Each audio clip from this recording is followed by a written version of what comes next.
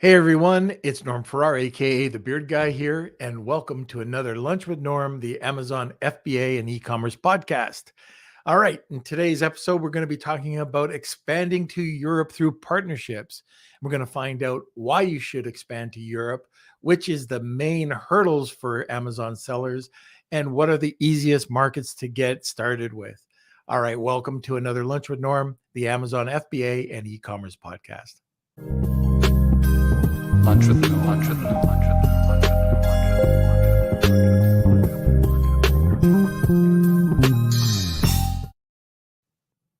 All right, so today we're going to be talking about expanding to Europe through partnerships. Our guest is a partnership manager and webinar host of Hello Tax, the founder of XTREME POWER brands. He and his partner have developed over 20 plus private label supplements across Europe, and he's exited his brands in 2020 and rebranded as a service agency for e-commerce service providers. He and his team help those companies to grow through partnerships and e-commerce space. Today, a returning guest is Nick Penev. But before we get to Nick, we're going to have a word from our sponsor. If you're selling on Amazon in 2022, you know how important it is to stand out from your competition. Let Hono Worldwide lend a helping hand with your product innovation to outcompete your competition online. That's right. Sit back, relax, and enjoy the success of your newly innovative product while Hono handles all the work. Visit honoworldwide.com for more information. That's Honu, Honu, worldwide.com, or email savings@honuworldwide.com. All right, where is the boy wonder? Hello, hello. Hey. How do you say boy wonder in Spanish? We'll have to get Jose in on that, and okay. we'll figure that out. Yeah. You know, one thing I just found out. What is that? Never, ever pop a sour candy in your mouth while you're doing a podcast live. We're a professional podcast here at the Lunch Professional. Yeah. I didn't realize it was so sour, and it's just like I'm starting to. I can zoom you in too. There we go. Yep. All right, you can unzoom me. There we go. So what do you got to say so I can make sure I get down past the sour part of this stupid candy? All right. So first of all, I want to welcome all of our Lunch with Norm Beardos joining us today. Tony, Cool Hand 99. It's great to see you guys. It's great to be back. We just got back Sunday nights from Mexico, and so I think we're still just catching up on sleep and work, but it's been great to finally, settle back in. And of course, smash those like buttons. Let us know where you're watching from as well. And if you're watching from YouTube, if you don't mind subscribing to the YouTube channel down below. We just hit 2,000 subscribers, so I want to say a big thank you to the Beardos, our YouTube Beardos over there. If you're watching from Facebook, just check it out. I find some people find the connection might be better on YouTube than Facebook, so I know a lot of people kind of shifted over to YouTube, so check it out if you're interested. Also, don't forget to join our Facebook group, Lunch with Norm, Amazon FBA and e-commerce collective, and that's where all the fun stuff happens.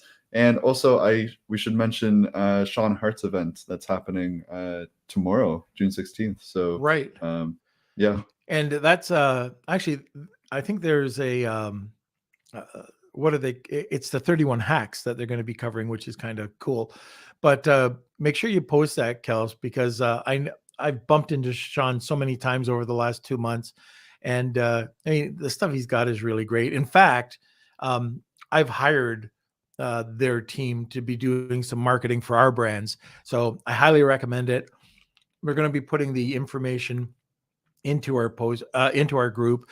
There's no affiliates. It's just because we like what Sean does. So check this out. And I don't know about you, but if I could get 31 hacks to, increase my traffic or to better sales, I would definitely be watching. So, okay. I think that sums everything up.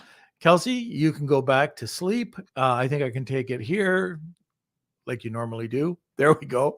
All right. If you have any questions or comments, just put them over in the comments section. I'm lucky I'm past the sour side of the candy now. Now I can just, just carry on with the podcast. Anyway, sit back, relax, grab a cup of coffee, and enjoy the show. Hey, Nick. Hey, Norm. How's it Good going? introduction. Good. Just the first time I participate in a podcast and I'm doing barbecue on the side. Actually, I'm not doing it. My wife is doing it. But anyways, that's the advantage of living on the beach. I mean, you can do podcasts and barbecue at the same time. We were just talking before the podcast. We don't do too much barbecuing up here where we are, but I love barbecue, so I'm envious. So I think this is really important. Today's topic, we don't talk about it enough. It is something that we have talked about, but if you're selling on Amazon right now and you're not selling in Europe, I don't think you're taking advantage of the full picture, because there are a lot of sales happening over in Europe, but people are afraid or they're nervous to do it. What can you tell us a bit more about the European side of things? Yeah, by the way, now, since the last time we spoke, which I think it was last year or at least a few months back, we have seen an increase in US sellers coming to Europe. Because, like you said, I mean, people don't go to Europe because it's hard. That's for certain. Mm-hmm. But the thing is now, a lot of sellers, especially from the USA, have no idea how easy it is for them to expand. Because if you just compare like a Chinese seller and a US seller, the US sellers have an advantage. For example, Germany, they accept documents in English, meaning you don't need a translation. There is a special tax authorities which deal with USA sellers, meaning that if an USA seller would like to expand in Europe on Amazon, for example, it would be much easier compared to anybody else who is known you. Even the UK sellers, it's harder for them right now. So the only reason why sellers don't do that, because they're scared of Europe and all the languages and all this stuff. But they shouldn't be scared, because once they establish themselves, it's much less competitive than the USA market. So one advice before we start with all the other blockers: if you're doing 1 million in the USA, you must expand to Europe, because I mean USA is very competitive. So if you have managed to do 1 million, I mean, you should definitely go to Europe. And right now we're going to talk about more why you should consider that. Okay, so you caught me at $1 million. So you're saying if you have $1 million in sales over a period of a year, so that's not outrageous. A lot of sellers have $80,000 a month. Okay, so what proportionally, what would that be in Europe? And I know it's very hard to say, like if you're in the supplement game or if you're in the beauty game or pet game, it's hard to say, but on average, what would the proportion, how many extra sales could you drive? I mean, it's actually hard to find. But the thing is, no, this is why I was giving the comparison with the USA market, because USA is the most competitive market. Right. So if you're doing well there, if you're doing good profits, you do even better in Europe for several reasons. Now, because Europe, it's very likely that you don't have a competitor.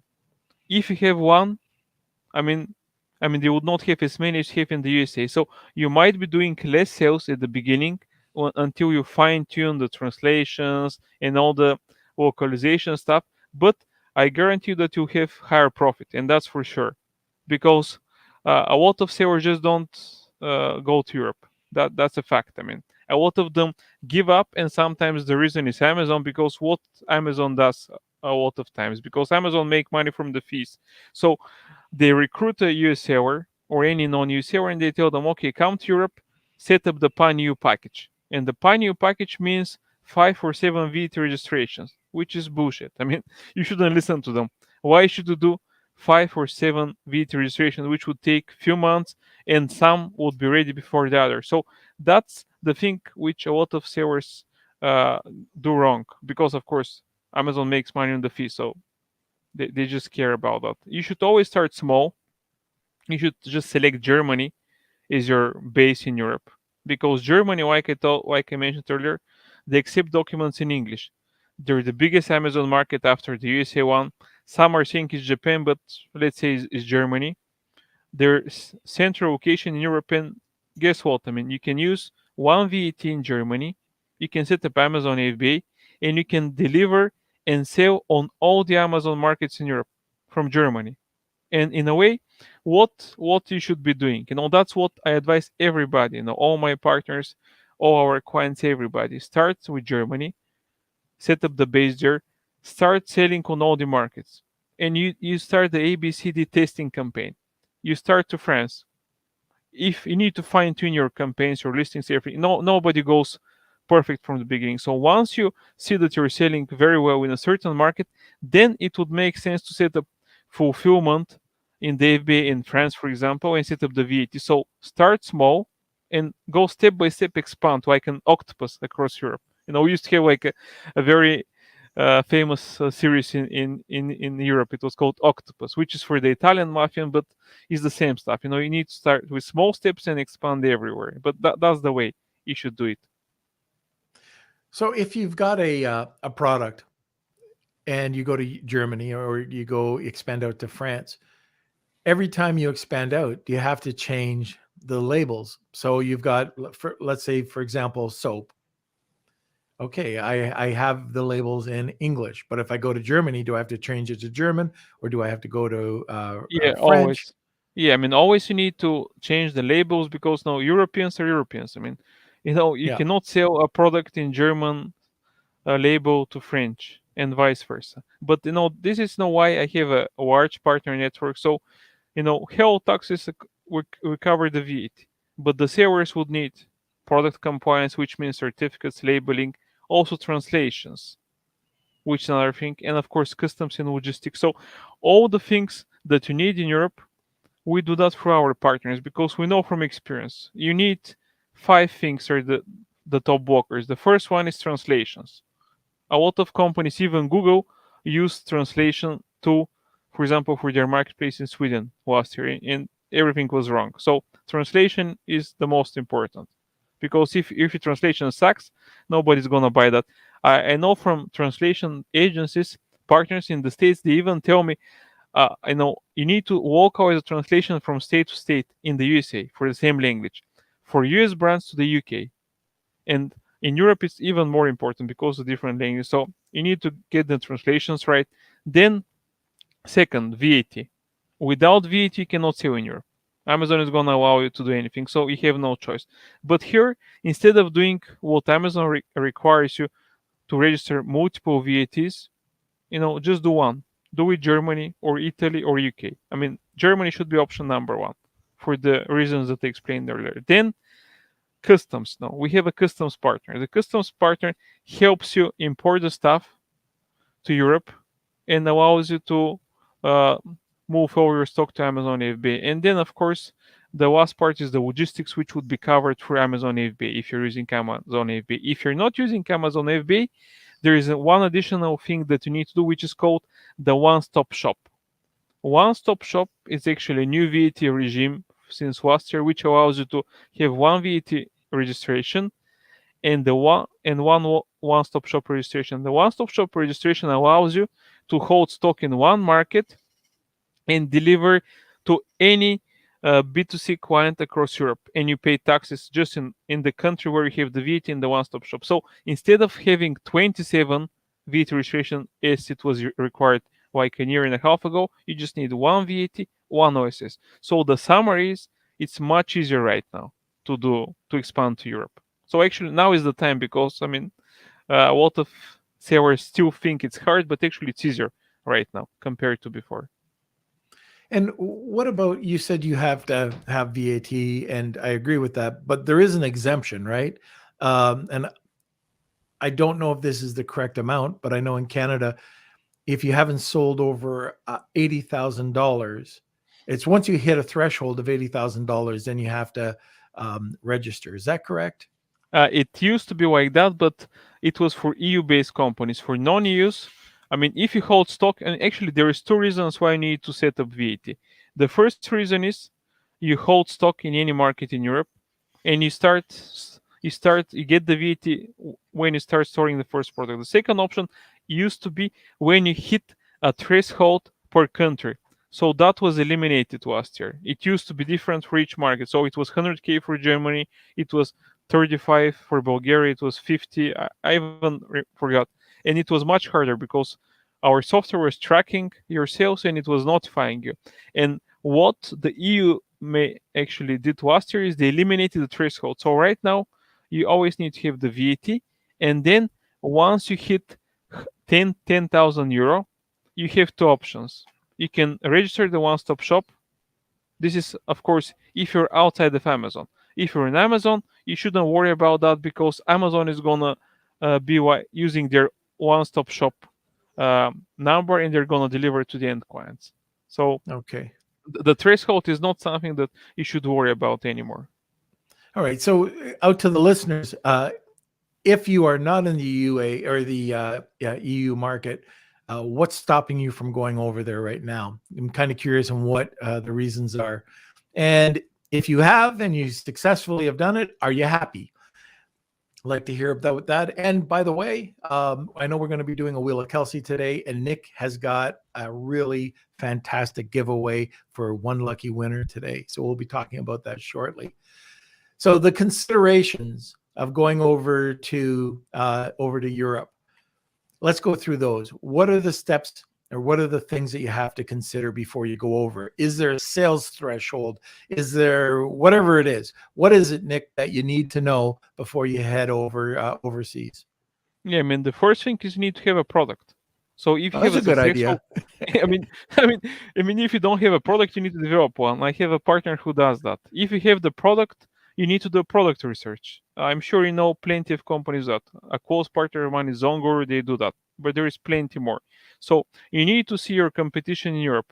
You can check that in each market, and of course, if the product research tells you need to go to Italy or Spain or France, and you should start with there. But unless, there is a big advantage to going to a certain market, you should always start with Germany. So product research is the first thing.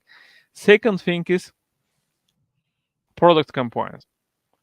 If you need to check it, because Europe they're crazy in that, about that. Sometimes they'll penalize you, so you don't want to deal with that. So product compliance is important.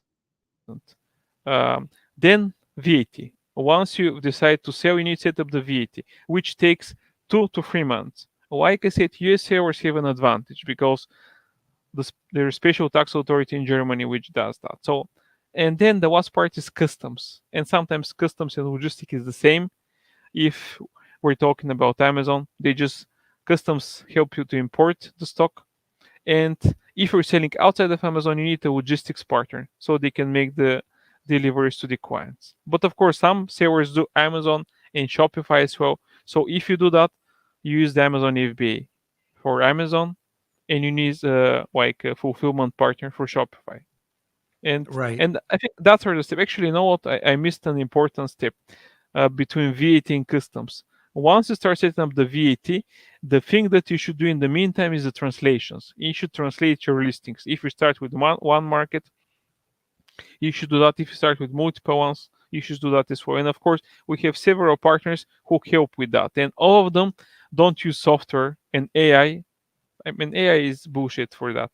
You need to have a person who lives in this country. They're native, so they know all the tricks. And to be honest, I've been selling in Europe in 20 markets, and that has always been an issue, And I continue to see that, like products on Amazon, on all kind of like D2C websites with funny, translation. So people still make this mistake. So if you make this right, you'll succeed because people will see that you're just serious about your product. So if you're serious about your product, they'll consider what you're doing. And I think this is the step. I've seen this on Amazon, and this was just recently too. I forget what I was doing. I think it was in Mexico. I was looking for some shorts and I was trying to find some just jean shorts. And I looked at some listings, and then I ended up on some other listings, and it wasn't shorts. It ended up just going over there and looking at some other products, and the translation was off. and I knew that they were Chinese. I knew it was a Chinese translator or translation because it just wasn't the way that we would normally speak, at least in North America. The other thing is, I've got two examples that I want to give about, because translation is so important. It's probably, I don't know if you'd consider it the most, but I would consider it probably one of the top, if not the most important thing when you're selling it outside of North America. So we were doing some Christmas cards, okay, for this trucking company. And they asked us to do it in French and do it in English. We took care of the French, but then for the U.S. market, they wanted it in Spanish. They said they took care of it. Well, the French side came out as a Happy New Year, or Merry Christmas, Happy New Year. In the U.S., we wrote off. We weren't responsible for this. We just printed them. It was Merry Christmas, Happy New Ass. It was the translation. And then the other thing that, and this is a Google translation issue, there was a noodle company, and I show this in my presentation quite a bit when I'm talking about translation, is that Mr. Noodle, you know that? North America, Mr. Noodle is, just a go-to kind of ramen noodle. Well, there was a Chinese competitor that came out, and they must have used Google Translate, because instead of Mr. Noodle, they ended up Soup for Sluts. That was the brand. That was the brand. I'm not kidding. Yeah, man. I mean, people, don't know how important is that. And I'll give another example from partner. He was telling me and again, it was some shorts or some other apparel. And he was telling me that, how is he like in practice? I think in the US English practice is training quite in UK. And he was giving an example how they say practice shorts or something like that in the UK, and people were not buying that because you don't say practice. It's like training there. So these are some small mistakes, which, if you don't have a local translator doing that, you'll get them wrong. And your examples are even funnier, but there is plenty of those. Yeah, 100%. So it's the smallest things. If you spend the time doing keyword research and you got a really great looking listing, and then your wording is just off a little bit, just odd, that would be enough to kind of turn you off, or thinking that, it's just not right, and it will turn that seller off. So just pay attention to the translation part. I know it can be expensive, but it's well worth it. A few $100 is, you'll lose a few thousand if you don't. It's that simple. Yeah, exactly. And one thing that people, you don't need to believe us. If you don't believe that it's important, hire a local agency. They should set up like the listing for one product and set up the second one with whatever you want, and you can see the results. The numbers would give you the answer which one is correct. So, but we're sharing that from experience. So, yeah, one of the other things I just want to circle back on. I went to this fairly high-level Amazon conference in Tel Aviv, and there was a bunch of successful Amazon sellers from Europe over there. Matter of fact, it was made up mostly of European sellers, not so much from North America. And I was talking to them, and the sales that these people were generating were crazy. There were some really great sales, way more than what I thought I could generate in Europe. It really opened my eyes to expanding into the EU market. Now, I can't say 100%, but I would say the majority of the people, when I asked, hey, are you selling in North America? The typical response is, are you crazy? They stuck to Europe. They said exactly like you said. It's just way too competitive. I'd rather just stick it. There's not as much, it just doesn't take as much to grab a sale. And that was a surprise. That was the takeaway from that conference, is that this market, which I overlooked, there was money there. And one of the sellers at the time, I'm not going to say his name, but he recently had sold his company for 8 figures. It was a supplement company. You probably know him. But anyways, just there's money in the EU and in the UK that a lot of North Americans just don't think exists, and it's there. Yeah, exactly. Some people know. See, the thing is, what they see in the industry in general is everybody's talking about sales and revenue. You don't take the revenue and the sales home. You take the profit home. Right. So even if you, let's say you're doing like 10 million in the USA, if your profit is 5% and you do like 2 or 3 million in Europe and you do 50%, I mean, the risk is much lower. And I'll give you, my experience. Now, when I was selling supplements in Europe, we never tried selling in the UK, France, or Germany because we knew that these markets are already saturated. So we used to sell in the so-called virgin supplement markets. For example, the prebiotics. They have a combined population of probably 5 millions, and we used to do 1,000 sales per day there. And we did a test in the Scandinavians, UK, and some other markets, just a test. And we were spending a lot of money for ads, a lot of money for fulfillment, and the profit was so low that we didn't care about this market. So as a market being small doesn't mean that it's not good market, because you might do less revenue and huge profit if there is nobody else selling what we're doing. And actually, this is what the product research guys can show. They can find niches or like countries where you can make a killing. And of course, you can still sell in the USA, but you must sell in Europe. I mean, and Amazon is making it easier. And Amazon doesn't have a competition in Europe in the market where it's selling. And I'll give an example. There's huge retails. Some of my friends work for them, and they're telling me we cannot do anything. We cannot compete with Amazon. I'm in Bulgaria and order stuff from Germany, and I get it here in 4 days, which is crazy, Yeah. But so it's still early, it's still early in the USA, probably for some products, but Europe, just consider it as the Wild West. I mean, there's still so much opportunity here, especially with all the stuff Amazon is doing. And I really appreciate that you took lunch with Norm literally, because I can see your wife barbecuing in the background.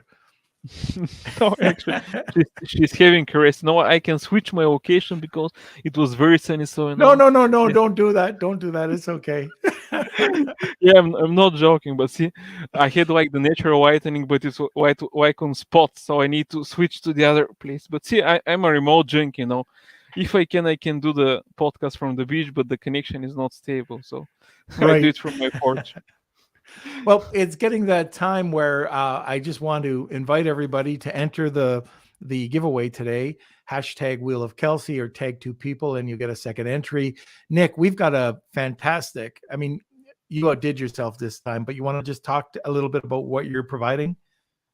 Yeah, of course. I mean, let me tell you what I'm doing. I mean, like Norm explained in the beginning, I used to be an e-commerce seller for 10 years. At the supplement niche, it was good times, but I think right now it's saturated, so we sold everything 2 years ago. So right now I have a partnership agency. So what I do is I grow the partnerships for the companies in the e-commerce space. And HelloTax is my first client and the only company for which I run the partnership directly. So I represent HelloTax today, but what is my credo and what I believe in is that partnership is the key for any industry. So you can provide a service like HelloTax, which is VAT compliance for Amazon sellers, meaning you want to expand in Europe, you need VAT, we help you with that. The founders are ex-Amazon sellers, so we solve the first blocker, and all my other partners are solving the other issues that you might encounter in Europe, like translations, logistics, everything. So the idea is we offer VAT, but for the rest, we have partners who can help out. And I see actually one of my friends, Yanni, he's watching the webinar. So hi, Yanni. So that's what we do. I mean, we have the software on the front side, so all the servers can connect their account, get the data, we file the reports, they pay the returns, and that's it. This is as simple as it is. No, we have agencies, brands, aggregators use the software, and the reason is we facilitate the VAT compliance, which is taxes, and everybody hates taxes, but you have no choice. So we try to relieve them from this burden. So that's what we do. Okay, and so what is the giveaway today? The giveaway, we're giving away free VAT registrations, meaning that if you go ahead and decide to take our advice and go to Europe, the VAT registration would be free, meaning that we start the VAT for you, and once the VAT is ready, you start just paying the monthly recurring fee, which is for the reports and returns. So it's simple as that. So we're actually giving you away something so we can help you to make the next step. But the next step is always on you. I mean, that's your choice. Okay, so these they each one of them. So there's 3 registrations, which typically cost $300 a piece. So close to $1,000 giveaway today. So if you're interested in expanding out to Europe, this is something that will save you $1,000. So, anyways, thank you for that giveaway today. That was fantastic. Really appreciate what you're doing, and again, I think our listeners are going to be very interested in this. So anyways, hashtag Wheel of Kelsey and tag 2 people and get a second entry. Okay, now Kelsey, before we get back over to Nick, can we hit commercial, please? A big thank you to our sponsor, Startup Club, the largest club on Clubhouse with over 790,000 members and growing. They're one of the world's largest communities supporting the startup ecosystem, from founders to those wishing to work for a startup and everything in between. You can find them at www.startup.club for blogs, recordings, and a calendar of upcoming shows, and on the Clubhouse app. Just search Startup Club for daily shows 24/7. You can also now listen to their show, the Serial Entrepreneur Club podcast, on Apple and Spotify too. Stop by to connect, learn, and grow together. Okay, so you were in the supplement business, and I'm thinking about a different marketplace, but this is about expanding. And I was talking to somebody in India, okay, with supplements. And so we were just kind of chatting. I didn't know him, he didn't know me, but we're just kind of talking about India as a marketplace. Just a sec, there is an upgrade starting. No, it's not. There. Anyways, they were saying that they were selling supplements, and they told me that they were selling 10,000 bottles. And I thought, wow, $10,000 or 10,000 bottles a month is fantastic. And he went, no, that's a day. A Yeah, I day. mean, like I told you, I mean, India is huge market, but just to let you know, of every year, we used to do something with our supplements. When there was like the Christmas break, we cut off everything. No advertising. We let everybody go on vacation. And when we resume in January, we used to do like 5,000 sales per day, and that Yeah. was early. So I mean, a lot of sellers have no idea how many opportunities are there. In India, it's still hugely underdeveloped. I mean, because it's hard. I mean, it's a totally different market. Yeah. And I have to agree, unless things have changed, getting into India is a lot tougher than getting into the EU or a lot of other places. It's pretty tough marketplace. And it was, I can't tell you that it's the same, but it was pretty costly because you had to start a business. But anyways, we're talking about the EU today, so let's keep going. What do you find, like the main blockers? Do you think that it's just because of the translation issues, or people have a misperception of entering the European market? They won't get more sales. Like, what is it? What are the barriers, and why aren't people trying to get over them? Yeah, I mean, people are just scared to try new stuff. I mean, you know what? This is my favorite quote. I'll tell you the quote, and you'll tell me who said that. But I'm sure you know it. You miss 100% of the shows that you don't take. Do you know? Oh, you're talking to a Canadian here. Yeah, I know. Wayne Gretzky. Exactly. So that's my advice with everybody and anybody about anything. I mean, if you're in doubt, just go and test, because you will never know until you test that, and it's not that expensive. I mean, like I said, if you're doing 1 million in Europe, it's a crime not to test Europe, because Europe has 700 plus million population, which is double the USA one, and it's underdeveloped. So consider that it's like a harder, underdeveloped USA market in the early stage. So that should give you a big incentive to try that. Because now, what are the alternatives? I mean, you fail, you lose some money. Of course, I mean, we did that on our side. We're planning to expand in Turkey. They did the COP. Our accountant disappeared in Canada, so we lost like 20K. But I mean, what happened? I mean, we just tested. We didn't work out. So Europe I mean, all the VAT changes that the governments made, they made them to actually make it easier for sellers to expand. So one thing you mentioned for India, you don't you need a company registration there. You don't need that in Europe. So you don't Right. need to register a company in Europe. You just need the VAT and that's it. You can also deliver outside of EU to Europe, like the so-called dropshipping model. So I mean, it's really easy to expand. You just need to make the decision and try it out. That's it. I mean, the blocker is usually the mindset that people think that it's hard and you'll fail. Of course, I mean, it's harder to start compared to the USA, but like I said, it's underdeveloped, less competition, meaning more profit. So if you overcome and just wait for a period, you'll be very successful. I mean, just consider that if you're successful in the USA, I guarantee you that you'll be successful in Europe. There is no doubt. Of course, considering that you follow the steps and you just do the proper translations and all the other steps. So I mean, that's how it works. And this week, I spoke with like 5 partners who are selling in the Europe, in the USA, and they told me, okay, Nick, recently we've been thinking more and more in Europe. Is it hard? I said, I mean, it's not hard. I mean, that's what you need to do. How are you doing in the USA? Okay, we're doing great. So what are you waiting for? I mean, just set up the VT in Germany, arrange the stock, and get started. So I think, I mean, that's it. Just people are scared. I mean, that's it. I mean, too many languages, too many. Yeah. Well, I believe one of the things you have to be afraid of is if you don't file the taxes. And I'll give you a true story that happened. Actually, no, Norman, let me tell that because it's good that you mentioned that, and I'll let you continue. Sorry for the interruption. Mhm. The good thing about any non-EU selling in Europe through Amazon is that there is no way that they can avoid paying the taxes because guess what? Amazon collects the VAT on your behalf.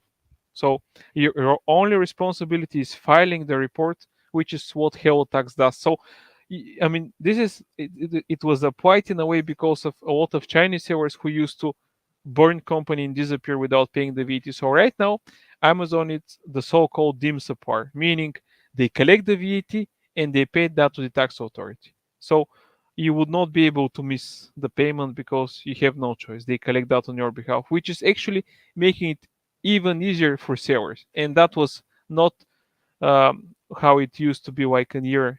Actually, it was like a year ago. So Yeah. So what I was saying was, I had a client that was selling in Europe. He wasn't selling so much on Amazon, but he was selling outside of Amazon, and he did not pay his VAT. I don't know how much it was, but he was fined a total of $1 million. $1 yeah, million. yeah, of course. I mean, if you don't do that, then you get a fine. But like you said, outside of Amazon, because this is not how it works with the VAT. You get the VAT, and the seller is responsible for reporting all their transactions. So if you don't report them for any reason, by mistake or whatever, I mean, they'll get you and you'll pay the fines and of course the VAT. So, but still, Right. I mean, this is just part of the game. I mean, you burn yourself once, and you never do the mistake again. So Okay. Now we've talked about we've talked about a few different things here, action steps, the VAT. What about compliance? So on the compliance side and labeling side, there are different things that you have to consider. Now, is there a lot of money that you have to invest in that, or is that something that's fairly inexpensive to get into the European market as well? And like labeling is one thing, but when we get into compliance, that could be costly depending on what you're doing. What about going over to Europe? What does that look like? yeah, honestly, I have no idea about the pricing. I have few partners who do that. I mean, compliance for e-commerce sellers, so they do that. And to be honest, I have no idea about the pricing. Because on our side with the supplements, it was just certificates for each market, which was nothing special. But it depends, I mean, because Europe is just applying new regulations all the time. So that's why I need to have a product compliance partner so they can be up to date with all the plastic, eco, bio stuff that you need. But I mean, honestly, I have no idea about the pricing. So I don't want to mislead anybody. Okay, and on the logistics side, so let's say that you have the three, somebody won today and they've registered in three different areas. Now, will Amazon go and distribute your product in the three different FBA warehouses so it could distribute things equally, or is it just going from the one warehouse, shipping out all throughout Europe?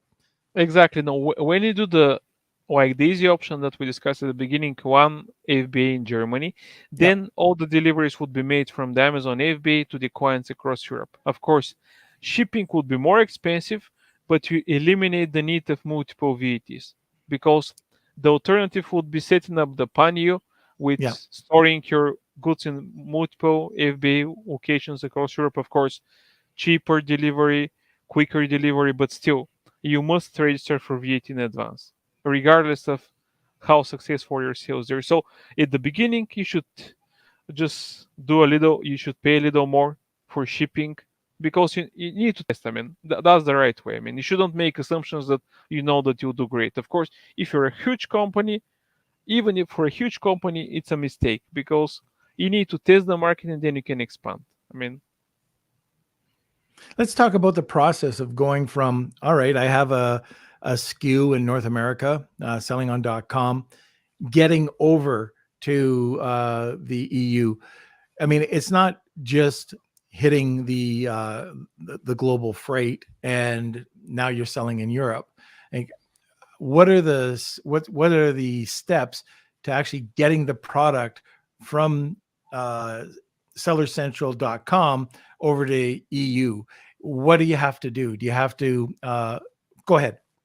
Yeah, I mean, you need to have a customs partner. You know, we have several of those in Europe. So the custom partner is actually working as the so-called importer of record.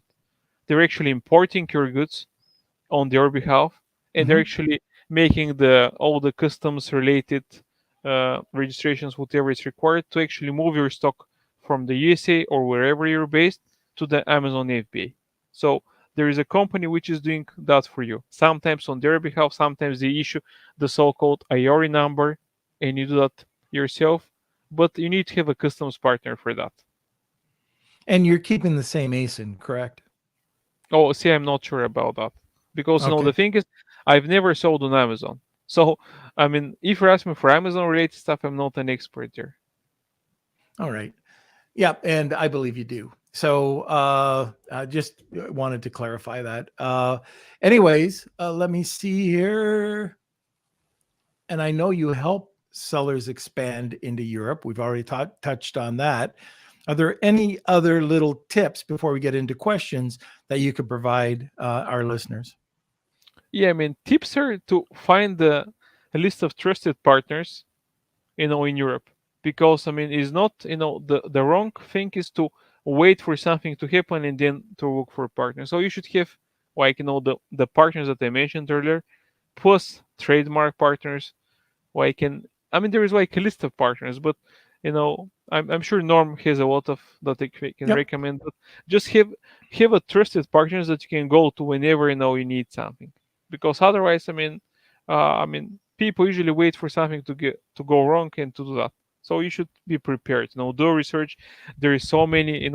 Norm has so many videos with experts. So if you just watch his videos, you'll be able to have the answers for most of your questions. So just prepare yourself, have a list of partners, have a plan, make the decision, and go to Europe. I think that's the way to do. Yeah, very, very good. All right. So I think, Kelsey, unless I see that there's a couple of questions here, and if anybody else has any questions about selling in the EU or UK, just post them and we'll get to them. So you want to start on the questions, Kels? Yeah, that's right. So if we missed anything, if there's something that wasn't unclear, just let us know in the comment sections. I know it's a big topic, and I'm sure there's tons of questions out there. So you still have time to throw them in, as well as our Lunch with Norm giveaway today. That's #WheelKelsey for free registration for VAT. That's 300 euros of value for each, and we're giving 3 away. So the first question from Tony. What are your thoughts about oversized items to Europe? Does it make economic sense, or should you just forget about it? Actually, I mean, I have a partner who is specializing in that oversized items because now in general it's an issue. So he set up a service to help sellers with oversized products because one issue is how to get them in Europe, but it's even bigger issue if you have a return. So have the return solution in place. So I mean, like I said earlier, small or big products. I mean, if you're doing well in the USA, you should consider Europe.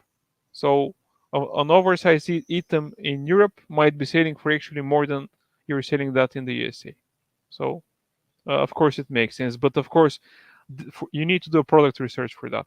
So don't just make an assumption, do a product research, and you might be surprised in a positive way that actually is a huge opportunity. All right. Kelsey, next question. Okay, our last question is from Yanni. Is there a difference in US shoppers and EU shoppers? Are there countries in Europe which won't leave much feedback, but when they do it, they give really detail-oriented? So you should have a stellar product, I guess. Are there any differences from one kind of shopper to the next in Europe? Yeah, of versus course. I US? mean, there is difference in each market. So that's why you need a localized translation partner and even an agency, if you're not gonna set up yourself, because each country is different. I mean, how you need to set up your listing, reviews and everything. So for example, Germans, you don't tell a German that your product is great. I mean, they say, okay, that's bullshit. We're not gonna buy your product. Why are you telling us it's great? So you just list what exactly you're doing, all the specific uh, information for each market, and it needs to be different. And of course reviews, shoppers are different. I mean, people are different in one country, especially in like different continents, in different countries in Europe, so definitely different. So it needs to Eh, be to have a great product and detailed for each one, especially on the listing side. And I think this goes back to what we've been talking about in some other podcasts is understanding your audience. So I know in Canada that the Quebecers, like the in Montreal or in Quebec City, if you just translate directly the copy, they're not going to have the same interest. It's a whole different look.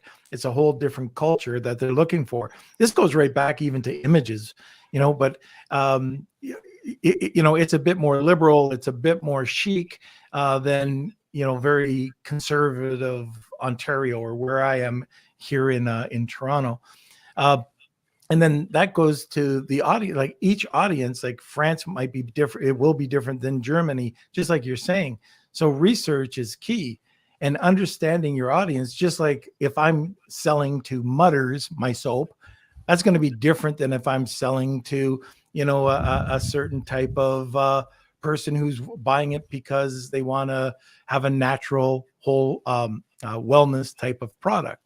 It's a completely different audience. So it goes back to understanding and the proper research on the marketplace. Okay, so next question.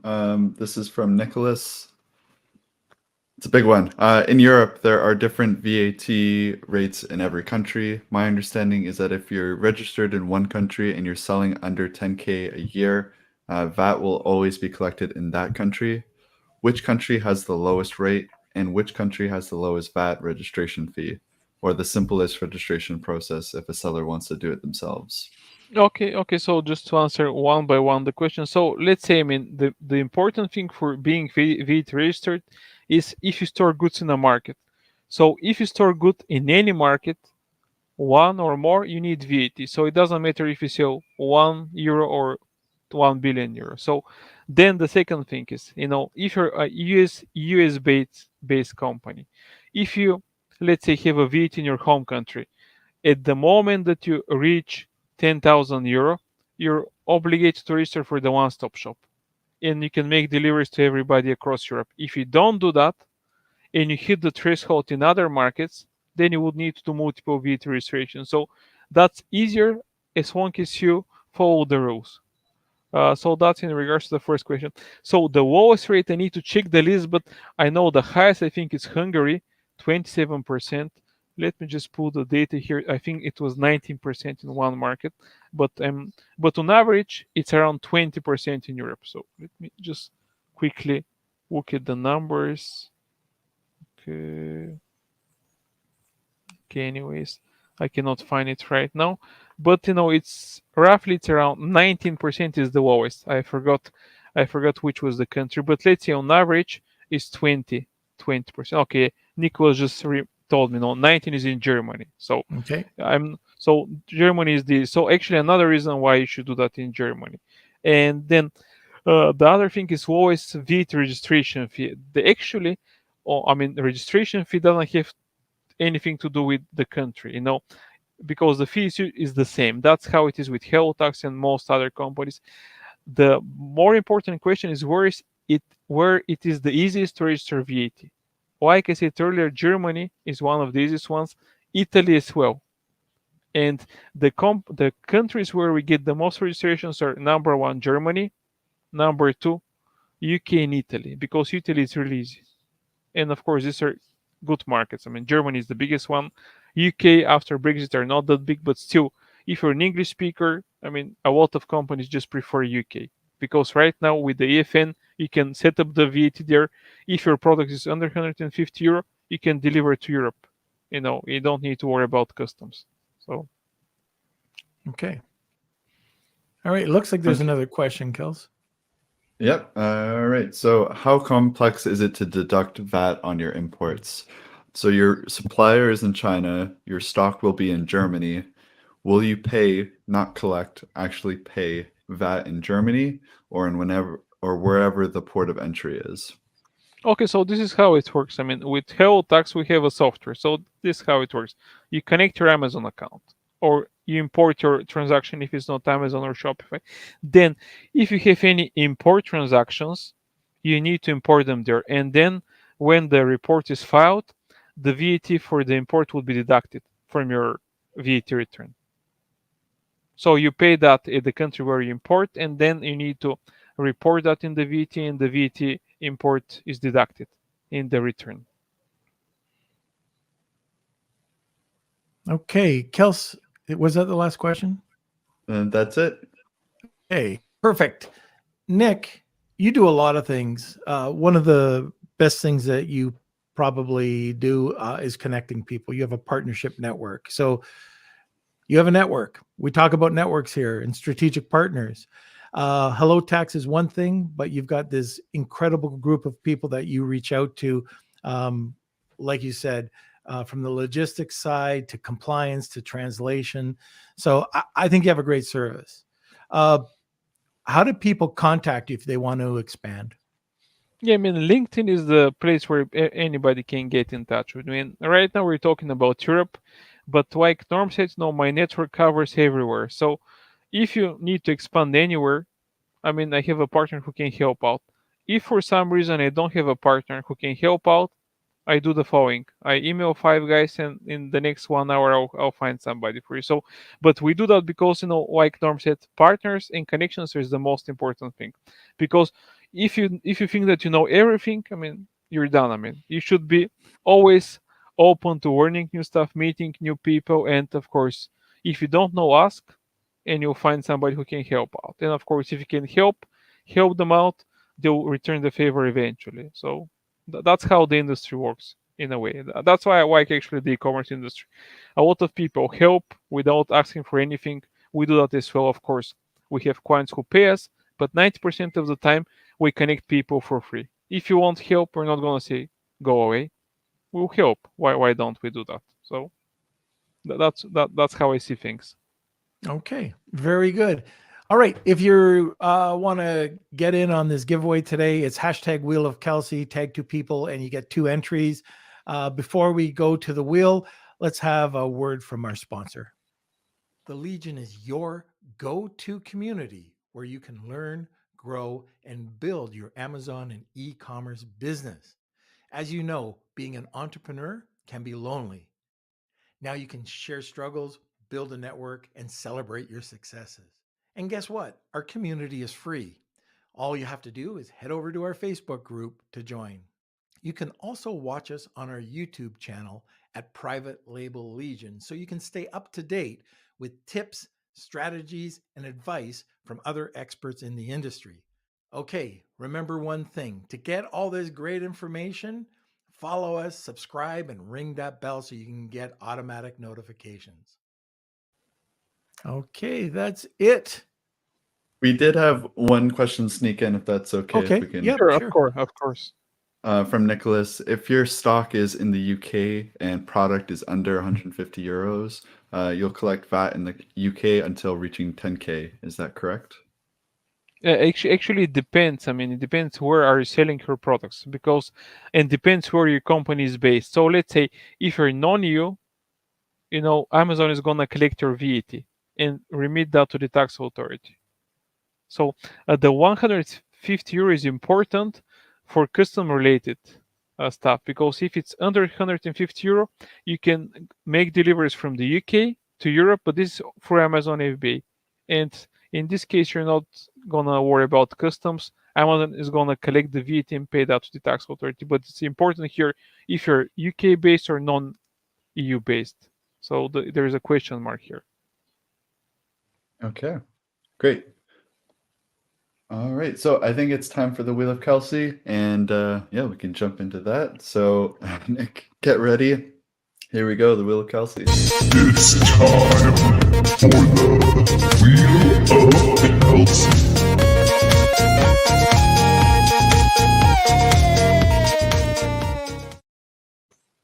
All right, so Nick, just to clarify, is this we're spinning the wheel 3 times, or is this No, for one Exactly. person? Actually, I mean, honestly, I mean, as you guys prefer, but it's good to have like 3 different winners, because now 3 different companies can expand in Europe and get the VAT for free. Okay, great. So I'll spin it 3 times, and here we go. So if you are the winner of the Lunch with Norm giveaway, please email k@lunchwithnorm.com. And Claudia looks like our first All winner. right. I'll just press it down, shuffle it up, and you have 48 hours to reach out to me before we spin again. The next Oh, one Tony. is Tony. So far, the Canadians are cleaning up here. All right, and our final winner, let's see who it lands on. So again, k@lunchwithnorm.com. Looks like Christine. Okay, All right, Fanny. there we go. All right, congratulations. Again, k@lunchwithnorm.com. I'll send you over the code to redeem. And congratulations, everyone. Okay, that's perfect. 2 Canadians and a friend from Mexico.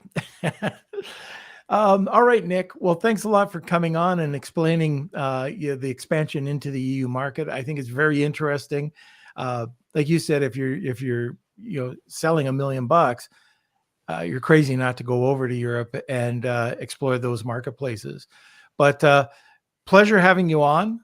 Love your service. We're always talking back and forth. I mean, you're just an awesome guy, and you just give. Even without asking anything, you're always providing. Hey, you got to meet this person. Hey, you got to meet that person, and I just love you for that. So thank you so much, and thank you so much for coming on the podcast.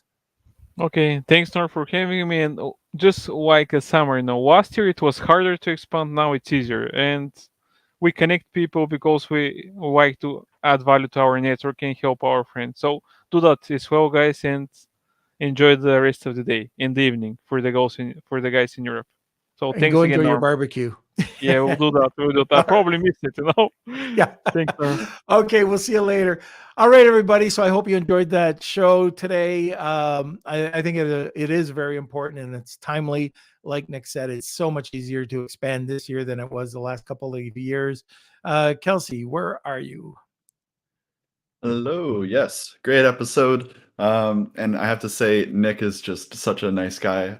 Even before the podcast, before Norm got onto the podcast, he was already giving me, I think, 3 different names of experts that we should reach out to and different partners that we could be working with. And so Nick is just a great guy. So definitely check out Hello Tax if you have any questions at all. I'm sure he's just a great person to know. And Yeah. So one thing, Sean and Seth from Post Purchase Pro, if you guys missed that episode, it's incredible. Those guys are incredible. You look up on YouTube their episode. They were in Mexico, and I got to see Sean speak, and the guy, he gave away $1,000 during the presentation, just handing out questions. He's an incredible guy.